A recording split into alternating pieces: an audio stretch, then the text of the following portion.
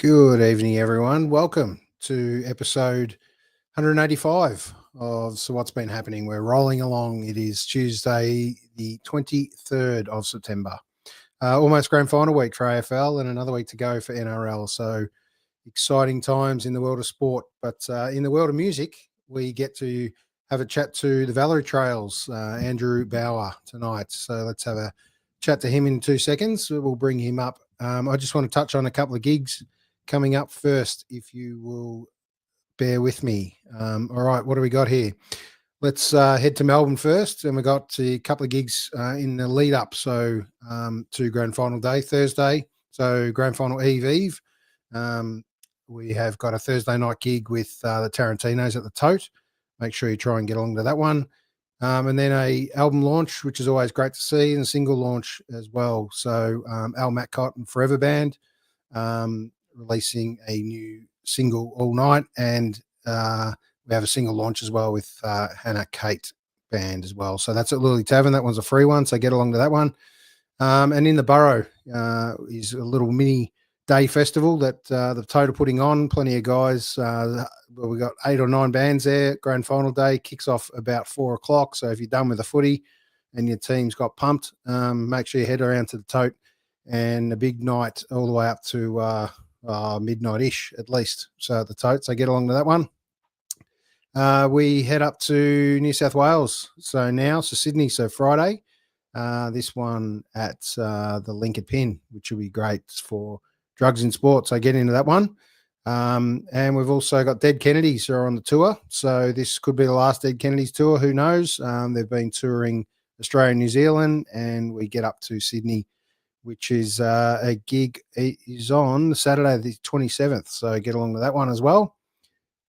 We've got Dave McCormack and the Polaroids. That's on the Sunday. So plenty on, fair to say. And what else we got? All right, we haven't left the Queenslanders out, introducing the boys from Valery Trails tonight. So we've got a Sarah Blasco gig, which is sold out, which is really good. Both 2 gigs in Brisbane, the Thursday, Tuesday and the Thursday, which is great. So tonight and Thursday, Princess Theatre in Tivoli. So Sarah Blasco, make sure you check that one out. I've got a rough one for you, Nice Biscuit. So if you don't know who they are, they're a bit of a psych, classic psych garagey band. Get along to that one. There's a couple of gigs there, but that one is a must-see as well. So that one, we classifies now as the hypnotic garage psych band. So that's a bit of a whole new genre that's out and about at the Junk Bar, this one. So get along to that one. That is Nice Biscuit. Great name too. And then Sunny Boys playing New Farm Bowls. So 27th. So there's your weekend rounded out. But tonight it's all about the new album for Valery Trails called Winter Palace. Bear with me, sorry. Have a chat to Andrew right now. Let's bring him up. Firstly, welcome, mate, to So What's Been Happening, episode 185. Thanks for having me. It's what else would you be doing on a Tuesday night, mate? I'd be sitting in the studio like I am. I'd just be I'd be doing something. I'm not sure what I'd be doing. Yeah. There's always something to do in a studio. I'd probably be actually working. There is. Well, great news that you're able to have a little studio as well. And these days, a creative space is, exactly what it's about, is being creative. So it's great to have those little slots. You got new things coming up. New music is always a great time to release. Is there ever a bad time to release new music? Let's face it. Well, yeah, there's not really. There's the way things work these days, though. You've got to kind of you've got to sort of pace things out and sort of get things out at a bit of a measured pace and do the right thing. You sort of just throw some music out there and it can sort of with everybody else. So you kind of, yes, you want to get it out, but also you want to make sure you do it properly so you get some bit of attention in the today's attention economy.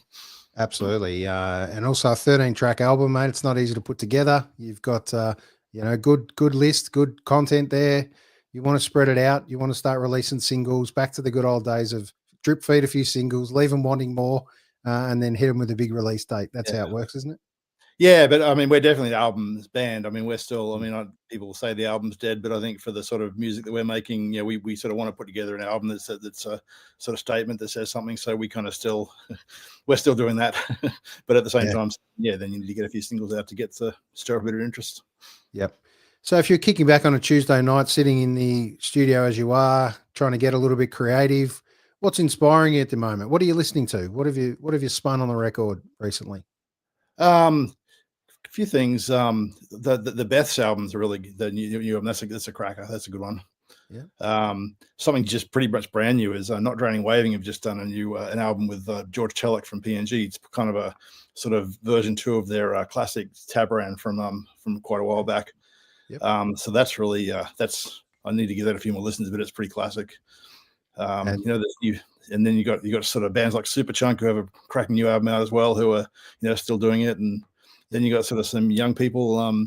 There's a band from Brisbane called People Mover, pretty classic slacker rock that's definitely worth checking out. So yeah, there's lots of new stuff coming out all the time. So, and Big League have a cracking single out too.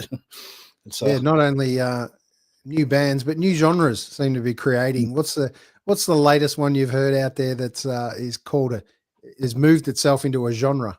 I don't know. I'm more interested in I actually went to the Big Sound conference and there was a lot of young bands, which is kind of I made a loop of a lot of younger bands and heard a band from Adelaide called Sunsick Daisy, and they're like these young kids and they're playing classic shoegaze, so it's kind of like, and it's new to them. So it's kind of like it's kind of interesting having heard it sort of the first time around. It's good to see people still doing it and putting their own bit of a twist on it, but still also the recognizable classic sound.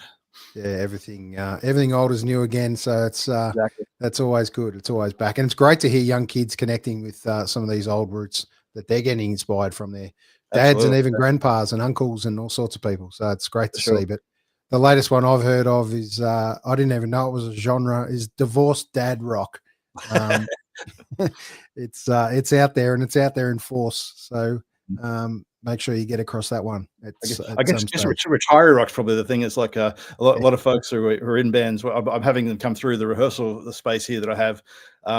You got people who are retiring from their job, and so they're getting the band back together. And so these guys haven't played together since the 90s. They get back together, and they're going to get out there and gig again. So that's probably another. That's you heard it here first. Retiree rock. That's the next one coming up. Yeah. Okay. Perfect. There's a good genre. All right. Here we go. This is track 3 on the album. Everything is temporary. Okay. Pretty much what today's world is. Mm-hmm.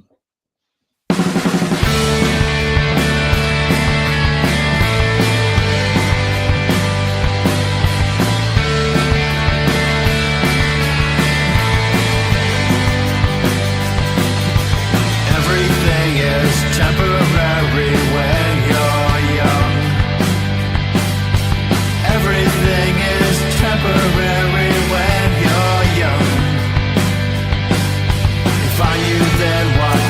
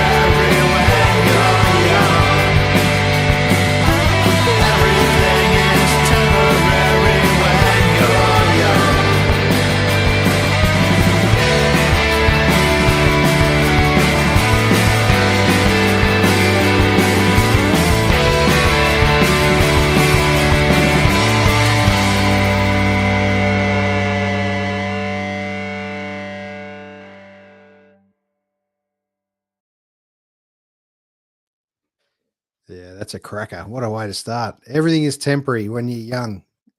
As an older, more distinguished man yourself now, what changes in life as you get older, and why doesn't it become temporary anymore? I know you kind of move your path and, you know, leave your groove, I guess, in this world, but why isn't it a temporary solution, or is it still temporary as you get older? I think it can still be. It's just that your perspective gets a bit changes more than anything. I think you sort of fundamentally who you are doesn't change. It's just like but your perspective on things, you know, you can let things go a bit, or you know, just accept things, and hopefully you get a bit of wisdom and make better decisions, but you know, not always. Yeah, well, that's some good thoughts, actually. Let things go. I don't think we do that enough, and we tend to hold some grudges in amongst that. And also we kind of I guess make an assessment based on previous history or previous reactions, maybe in some instances. Absolutely. But let's talk album covers and single covers on this one. Yep. Here it is. Everything is temporary. Nice bright colors there in the pink and purple phase. Classic colors. Where'd that little pick come from? So the single covers is sort of a derivation of the album cover, like a different sort of section of the album cover photo, but with a bit of, you know, spiced up for some more sort of impactful colors. They're actually Tim Steward does pretty much all their artwork. That's his kind of day job. So it's kind of handy to have him in the band. And that's his favorite colors of that sort of combo. So great. So we kind of let him loose on that, and sort of provided a photo for him to work with, and that's kind of what we worked on for the try to go with a bit of a theme for the album and the singles. Perfect. So where did that kind of fit in the writing of the album for yourself? Everything is temporary. Where did that kind of come along? Good question. I can't actually remember where it because the album itself we were kind of delayed probably about a year. We would have started recording a bit earlier, but we were building this studio, and it, you know, when you're building something like this, everything takes longer than you think it's going to take. So we basically took about a year longer than we thought. So we knew the studio was coming. So I'm like, I'm not going to go and pay someone for studio time when I'm going to have a studio in. Yeah, makes total sense. Yep. So it gave things a bit of time to mature as well. So the answer is I can't actually remember where it fits in the sequence. That's right. So the first album, you talked about a new space, a new creative space. First album recorded in that studio? Yep, recorded, mixed, and mastered. We did it all here.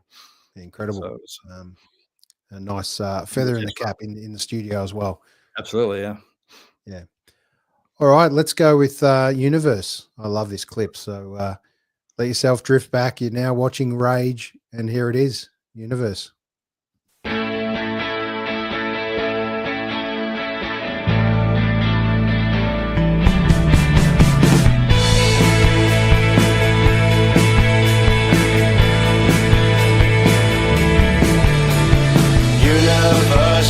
Don't know who I am. I'm just someone who is trying to do the right thing when I can. I'll keep your secrets well. I promise not to tell. Universe, you don't know where I've been. Just someone who is looking for the things that are unseen. I'll shine a light until I lose the strength of will.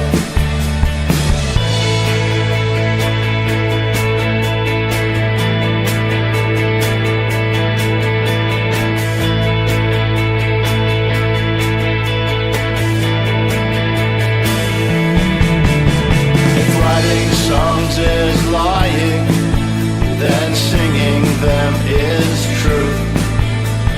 All investigation stops, confronted by the proof of another time and place, where none of this is found, where everything is real, and the silence is the sound.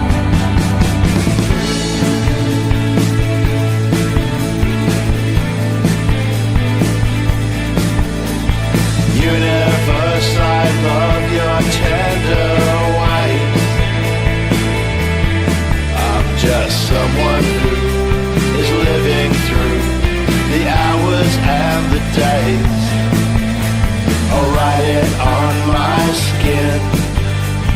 tame the beast within. The universe that doesn't know my name. The universe that doesn't know my name.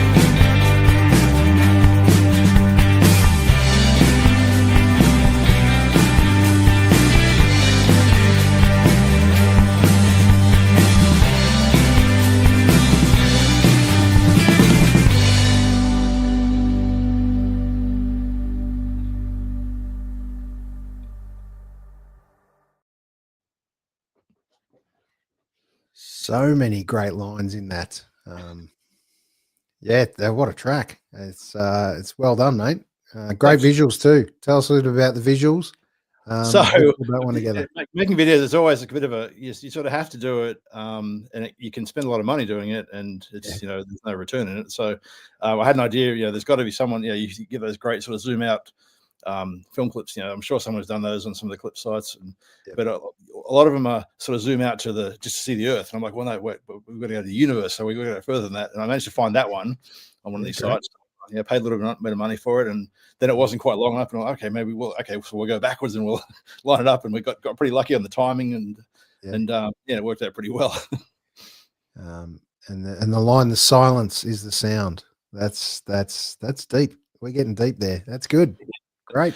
It's either deep or it sort of worked in the song. It's hard to know sometimes. And sometimes you sort of they just sort of throw it in to make the song work, and then you think about it. I guess it does mean something later. Yeah, well, that's actually really good. Even if it did, sometimes some of the magic comes out of filling in sections in times.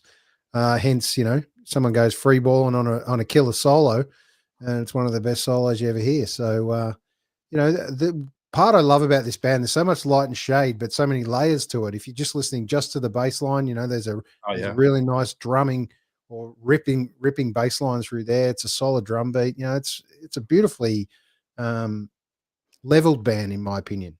Reminds me of your good friends as well, as Big League, and it's a real extension of them. And I know you guys have played with them a couple of times at least. So I saw you guys, I think it was a year or so ago at least, down at the Tote. You guys are on it. Yes. Well, probably longer than actually, that. That was probably 3 years ago now, because that was the album launch, I think. Yeah, right. We are going back in time. We've been there once since then, but I think that was the Yeah, okay. It does. Time does move very quickly. So, but yeah, really exciting to put music out. What's it mean to you?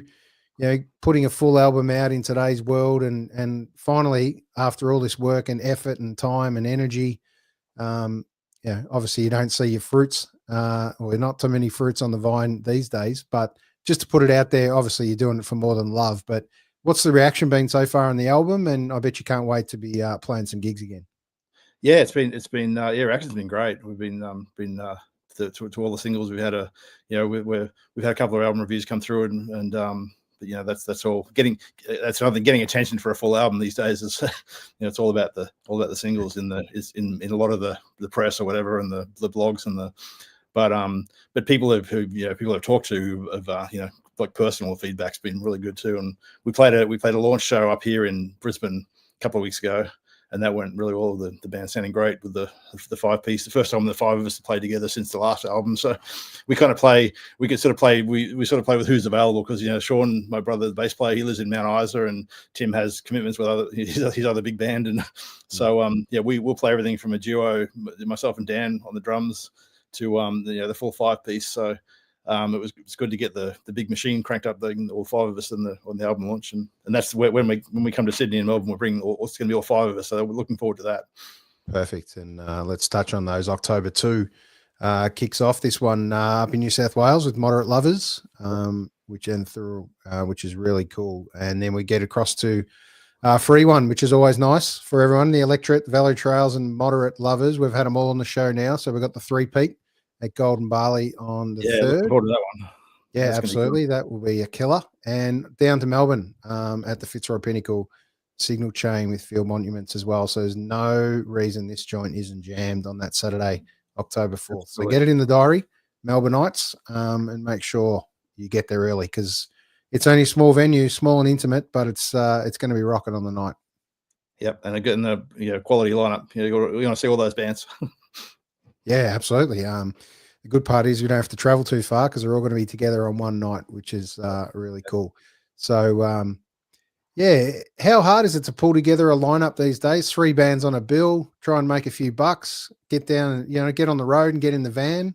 It's kind of harder than you think. You get because everyone's like us doing it for the for the love. So everyone's got other commitments and other things that they're doing. So people that you do get a lot of I'd love to, but Yeah. Yeah, it was a bit of it took a bit longer than we expected, but and we're actually also playing a show on the Sunday at Cafe Gummo. So we wanted to put together 2 different lineups for the 2 different shows to make it worthwhile. So that was we sort of set ourselves a more difficult task there. So we managed to do that too. So Great to hear. it's just put that link in as well for Cafe Gummo. So yeah, exciting. 3-piece, 5-piece gives you a bit of flexibility. 3-piece. Yeah. Tell us a little bit about the change. Having Tim Steward in the band from Screamfeeder, it just adds another element, another layer. Gives you guys another chance to do your thing and let him do his thing. But also from a visuals point of view, he's added so much. But just tell us a little bit about him coming into the band and what that changed really from a 3-piece. Well, it's I guess the first album was very much this is their 5th album, so it's kind of been a bit of an evolution. So the story kind of goes back quite a way. Dan the drummer, he's in We All Want To with Tim and Sky. So and Sean, so those guys have known Tim for quite a while. And when we started this band, I was living in Houston, Texas. So for our first 3 albums, I was in the US and they were here. So in Australia. So we'd sort of send files back and forth and we traveled to record. And so, but I kept in touch with the Brisbane music scene through my brother and through Sean and Dan. Yep. So on that second album, we got Tim to do a bit of production, a lot of pre-production, basically got to do a bit of work on the songs before we recorded them. And he ended up playing a little bit on that. And then we had Sky sang on that album, so they were kind of additional musicians for that one. And then on some of those songs rolled into the next album. It was a bit of a mishmash of songs we had left over. Then I moved back to Australia in 2020 in the sort of wake of that pandemic that we won't talk about. But then we made an album here, and again we sort of as we towards the end of the album we got Tim in to play some guitar and Sky to sing, and then when we started playing that live, Tim was like, we asked him if he'd join us on the shows, and he said yes. And so then when it came time to record this album, we basically got Tim and Sky involved at a sort of earlier stage of the process to hear the songs from the, as they've been written. And so they've just gradually been increasing their sort of involvement to the point where they really are integral to the band these days. Yeah. Oh, it's great to have 2 extra powerhouses in the band. Absolutely. For sure. But how did it feel and change this recording in relation to the last one, I guess you'd say, or sorry, in relation to this new album now? Both those guys, Sky and Tim, in early. How did that feel and change the whole process for you guys of recording? It's sort of I think the biggest change was working out of our own studio. That was the biggest thing. So we sort of had time. So having more people involved. We also had more time to sort of try different things out and go down some rabbit holes and without trying to avoid the trap of spending too much, spending 2 days on a snare sound. But I think we managed to use the extra time well, and having those people involved was like, well, we can try this, and we know if it doesn't work, we haven't burned a whole bunch of, we're not paying a whole bunch of money to for something we're not going to use. It's all a learning curve on the studio just in time that we had. So that was the sort of more expanded involvement was kind of went hand in hand with that, I think, in getting that sort of that depth into the album and the sort of some of the little bits and pieces that sometimes you don't always have time to do.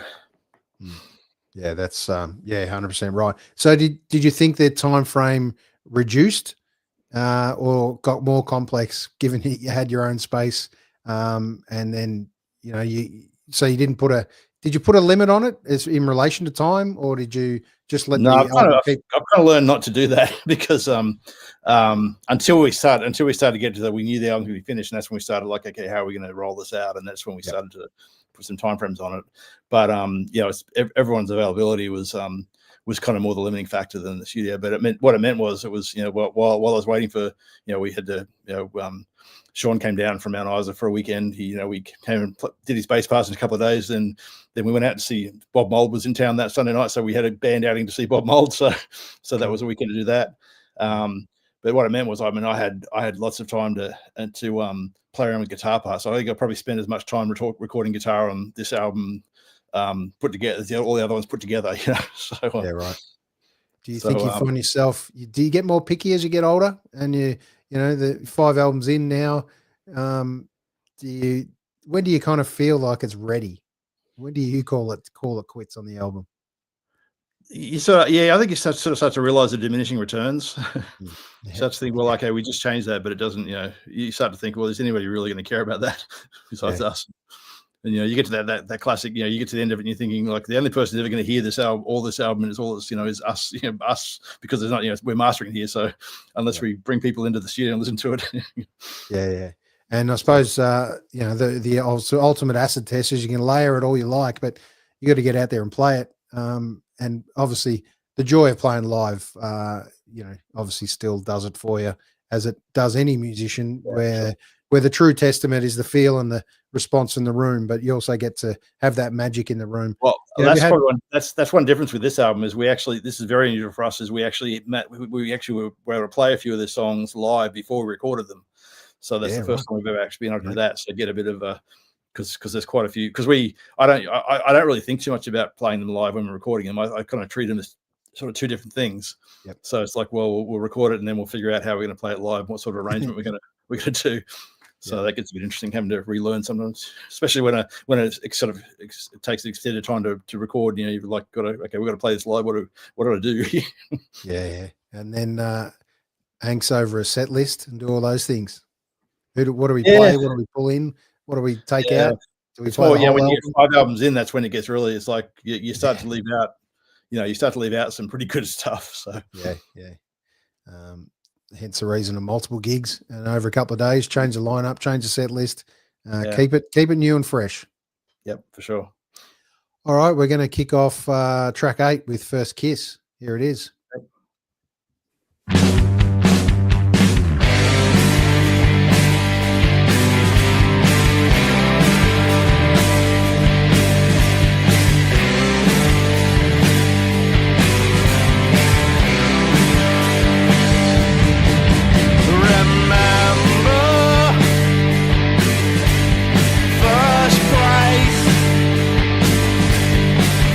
First time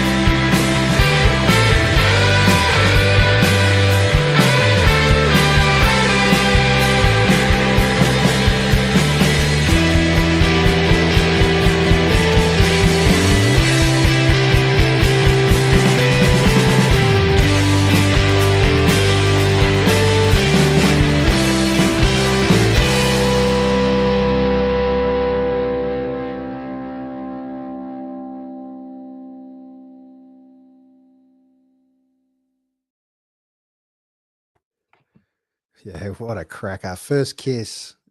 It's not what you think it is when you read the title, which is really cool. First Kiss record. I love the line, my parents didn't like you. They just didn't understand. We could say that about so many things growing Absolutely. up as a kid. But what was your first record?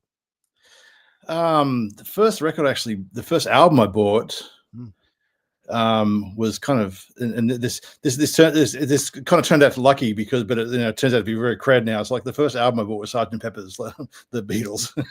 Yeah. I saw a friend and I went and saw that horrible movie that they made with the Bee Gees playing the Sgt. Peppers, and fortunately I didn't buy that soundtrack. I actually did a little bit of thinking about it and bought went back to the source and bought the Beatles record, and was like pretty. I think I was about, I don't know, probably 9 or 10. It was pretty mind blowing for that. So, even to today, it's still a mind blowing album. Absolutely, yeah.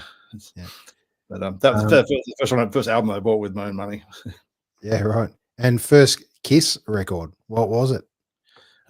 Probably. I remember being really into them. I don't remember. I think it was probably those horrible the solo records. Yeah, right. So you were in fair way, and then started tracking back. Yeah, and then yeah, but it's more, and it's like I was pretty into them as far as my friend, but I'm not as, I mean, I know people who are way more into them than I was, so I'm more going for the, once you come up with that sort of lyric idea, it's like okay, I'll run with that. So it's more. While we're on the topic of Kiss, I have to ask you, who's your favorite Kiss member? Probably Ace Frehley. His solo stuff was the. He always seemed a bit more. He seemed a bit more sort of cool and a bit sort of more laid back than the others. Those were, I mean, they're all trying pretty hard, but they seem to be like trying a bit more hard. Yeah. And which bands were, the biggest influences in your life early, kind of as a kid, teenager, and then obviously we'll talk about it beyond a little bit after that. But you give me that bracket first, that kind of teen to late teens. So towards the end of high school is when I started becoming. It was very much. There was kind of a bunch of the sort of church, sort of Christian rock stuff as I was growing up, and then sort of what was on the radio, and then towards the end of high school, a friend. I was living out in the bush for a couple of years before I came to Brisbane to go to uni, and a friend, older brother, came to visit, and he had the Cure compilation, The Standing on the Beach. Mm-hmm. And that was kind of a bit of a, whoa, there's music out there that sort of has a bit more to it. So that was a bit of a sort of gateway. And then when I moved to Brisbane, I started listening to 4ZZZ, the radio station here, and they, that was really this is back in the days when you couldn't just look up something online, or so you had to sort of hunt things down. You had to actually buy records and listen to them, or so you hear them on the radio. That was pretty much the only radio station that was playing some of the interesting stuff, and kind of expanded my mind with some of the New Zealand Flying Nun stuff and the sort of late 80s, independent stuff from Sydney, and then the Hummingbirds came along a little bit later, and that's what really got me into the and sort of made me think, I probably want to do that myself. Yeah. Let me talk about a Replacements kind of feel. Who was the biggest inspiration there for the Replacements for you? That's one of these things where we all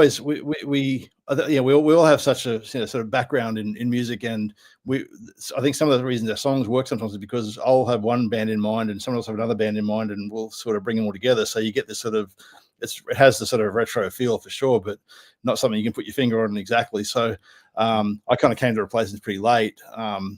Sort of really love them now, but then sort of back in the day, I wasn't really as across them as I should have been. You read about them, but they're one of these bands that I read more about than heard. Yeah, sure. And then you listen to it now, and I should have been into that a bit more back in the day. So, and on that, is there another band you kind of know, or obviously know well now and listen to and become massive fan of? But is there someone you kind of missed when you were growing up through that section? Is you weren't really into them, or you never did hear much of them? Recently, actually, just before I was recording vocals for the album, I got really into Low. Okay. And they were again a band that I read about and had never really got around to listening to, and then I suddenly like, oh, this is pretty good, and sort of worked my back through the whole album catalog. So that was pretty much all I was listening to for about a couple of weeks or something while and it got me in a pretty good headspace for recording vocals. So that was good. Yeah. And the last album you put down and listened all the way through, is there Is there that Not Dragging Waving album that I'm pretty terrible for keeping up with new music, and I mostly listen to stuff in the car, and I often let the sort of algorithm to like find stuff for me because you know, I lived and there's I've had some gaps because I moved overseas in 1996 and lived in Papua New Guinea, then in Africa, so and then in the US for quite a long time, so I missed like a lot of music from that sort of time frame. I didn't necessarily, so I'm kind of have to go back and fill in some gaps now that I'm first time around. So obviously a seasoned traveller in amongst work and music and all sorts of parts of your life. Favorite place you've been to? I think Japan. Really like Japan. Been there a few times and have to go back. Yeah, it's one of these, and it's kind of different these days. When I first went there in the late 90s, it was very much like another world, and you know, outside Tokyo, it was hard to find anyone who spoke in English, and it was really, you could really immerse yourself and get lost in this sort of other culture. But it's still good. Having been there now, and you sort of we've seen a lot of the major sites, so we'll go. My son is really into Japanese stuff, so we'll go to like secondhand stores, and he'll be looking for video game stuff, and I'll be looking for musical instruments, and cool. It's sort of pretty interesting just to sort of hang out in the sort of local areas and not get out of the tourist trap. Yeah, have you found a quirky Japanese band that we should be following? Not really. There's some that I bought some CDs back in the late 90s, and I'm not sure if any of those bands are still going. Yeah, cool.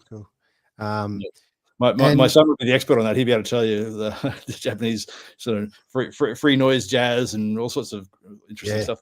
Yeah, there's some very, like, they've always been a quirky country, Japan, but yeah, some of the stuff they do and listen to and get involved in, and obviously all sorts of the manga side of things and anime and everything are incredible. But yeah, what they do, and they still love Aussie rock. That's the really cool part. There's something about it when an Aussie band goes there. It's a special time. So I mean, way back in the 90s, I actually went to see, and yeah, seeing a show in Japan is it's fascinating because it's such a different experience. The audience sort of is, you know, very polite and claps and various. I went to see Luna in Japan, and it was kind of a very sort of the cognitive distance between seeing this great American band that I loved in Japan and with this Japanese audience. It was very just different. Yeah, sure. And is there an instrument you would have loved to have either mastered or intrigues you now to switch across to or get to know a bit more? I'm pretty much guitar, and that's if it wasn't guitar for you, well, where do you think you would have liked to have headed? I know I'd always, and part of it is I probably just haven't put the time in, but I always wish I'd had picked up drums. Because, you know, I can't even do everyone in a band plays a little bit of drums in the practice room, and I can't even, I sort of really can't even sort of pick up a beat. So I think it would probably be useful if I did. That's all right, because there's plenty of drummers that can't play guitar. So absolutely, buddy, but they like to try though. Yeah, well, they all like to try 100%. Really exciting, mate. Great to have some time spent with you tonight. Really look forward to getting a bit deeper into the album. It's a cracker to put another album out in today's world, in today's part of music, to tick another box in your world, which is great. What's next for Valery Trails? Well, we've got this little tour coming up. Then we've got a few more shows before the end of the year in Brisbane. Then the next year there's something. We had a couple of songs left over, so something will be happening with one of those that I probably can't say yet. But then not really sure beyond that. I think we have to start thinking about what the next step is. At the moment, we've just sent we're doing a couple of singles, and then the album we go into radio in the US. So that'll be sort of between now and the end of the year. That'll be to see how that goes.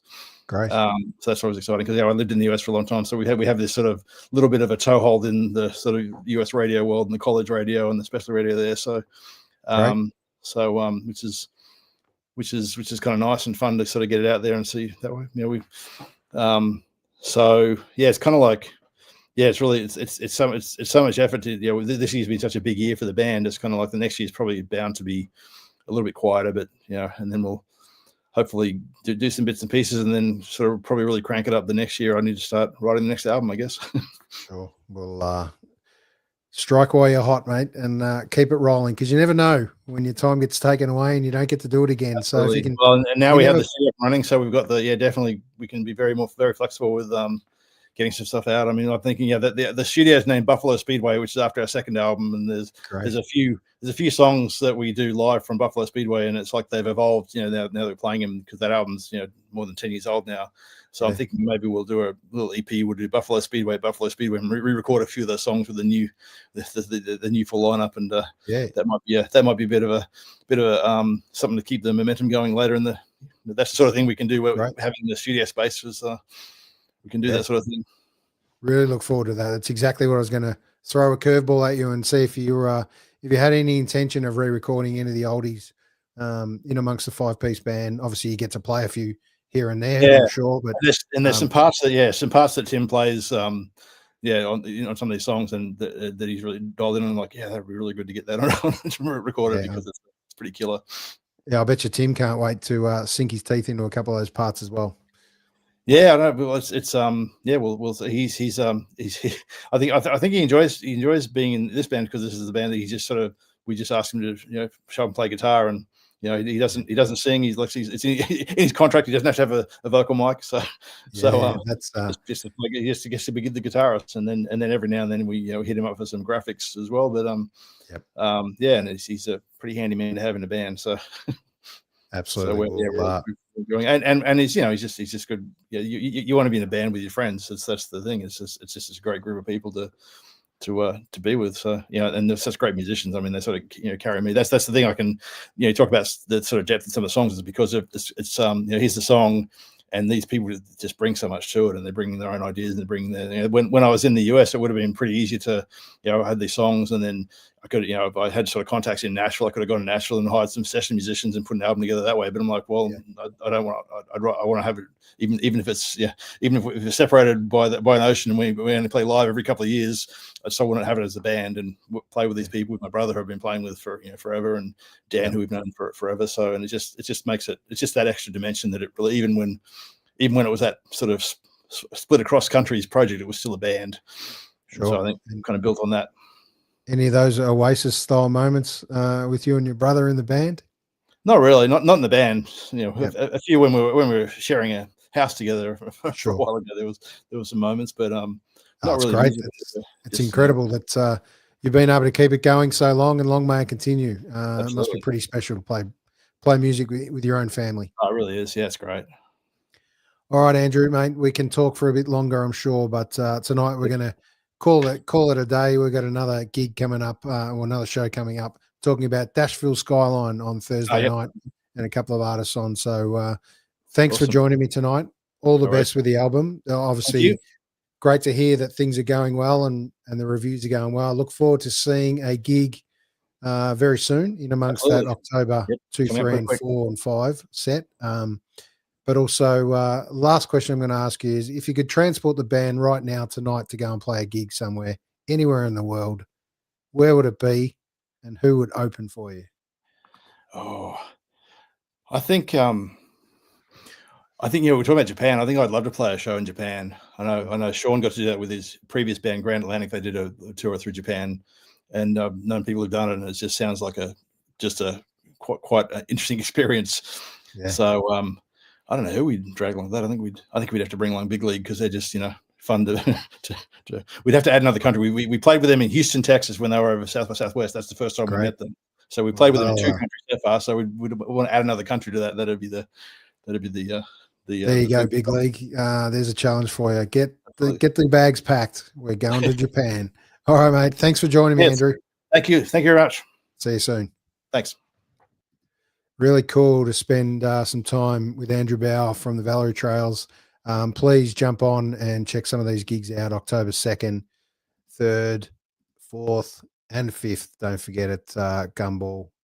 We will add that shortly. But tonight, I'd like to thank everyone for joining me in amongst these 185 shows so far. And to Thursday night, we've got a chat also with Dashville Skyline crew. So we have Ben Maswick joining me.